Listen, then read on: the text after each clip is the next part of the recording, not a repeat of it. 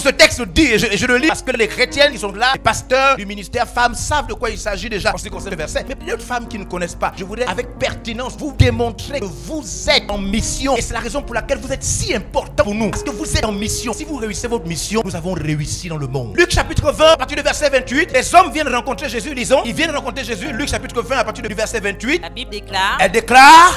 Maître, voici ce que Moïse nous a prescrit. Si le frère de quelqu'un meurt, ayant une femme sans avoir d'enfant, il a une femme et il n'a pas eu d'enfant, son frère épousera la femme. Ton frère a épousé sa femme. Les femmes ont souffert dans le monde. C'est-à-dire que tu as aimé le frère de ton mari, même si tu l'aimes pas. Vous savez, quand on fait trop souffrir des gens, c'est parce qu'ils ont une grande mission. Alors on veut étouffer. C'est comme ça qu'il fonctionne. Quand il sait ce que tu as sur toi, quand il sait ce que Dieu doit faire avec toi, ça empêche ta vie de beaucoup de problèmes. Donc on va te marier à le frère de ton mari. On y va? Et suscitera une postérité à son frère. Or, il y avait 7 frères. Il y avait 7 frères pour une seule femme. Le premier se maria, et mourut sans enfant. Il est mort sans enfant. Le second et le troisième, il en fut de même des 7.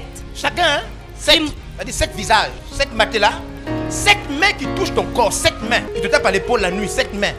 7 à tout le rôle. Non, si tu n'es pas une femme forte, tu as perdu la vie. Hein.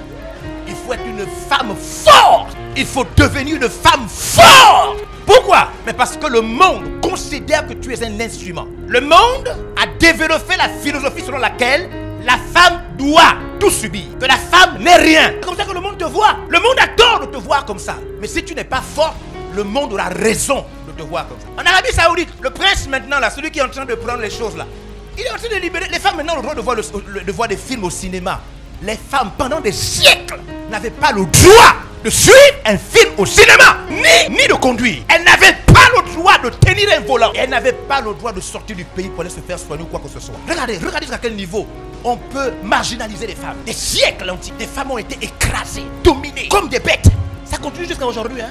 Si tu n'es pas une femme forte, tu seras un déchet. Jusqu'à aujourd'hui, hein, ça se passe. C'est pourquoi même les réalités de coutume là, on te vend comme du bétail. C'est comme ça. C'est-à-dire que, et pourtant tu es un vrai être humain, hein, mais dans la philosophie du monde, dans la manière de penser du monde, tu n'es pas un vrai. Il n'y a pas eu que la traite des noirs. Hein. La traite des femmes continue jusqu'à aujourd'hui. Hein. Il te faut te libérer pour rentrer dans ta mission. Parce qu'il y a une chose est sûre. Malgré tout ce que les femmes subissent, une chose est sûre. Dieu ne s'est pas trompé en te créant femme. Ça c'est la chose dont tu peux être sûr. Amen. Dieu ne s'est pas trompé. Parce que Dieu ne se trompe jamais. Amen. Si Dieu a voulu que tu viennes sous la forme d'une femme, c'est qu'il y a quelque chose de caché, d'important dans la position de femme. Dieu ne se trompe jamais. Est-ce que tu es avec moi? Tu me suis? Dieu dit que sur terre, il doit avoir les hommes et les femmes. Soyez sûrs, Dieu est trop fort. Il y a un objectif qu'il veut atteindre. Savez-vous que les femmes sont plus nombreuses que les hommes? Alors si Dieu s'était trompé, il ne serait pas quand même trompé au point de faire plus de femmes que les hommes. Pourquoi Dieu veut que sur terre, il y ait plus de femmes que d'hommes? Mais les femmes sont très importantes.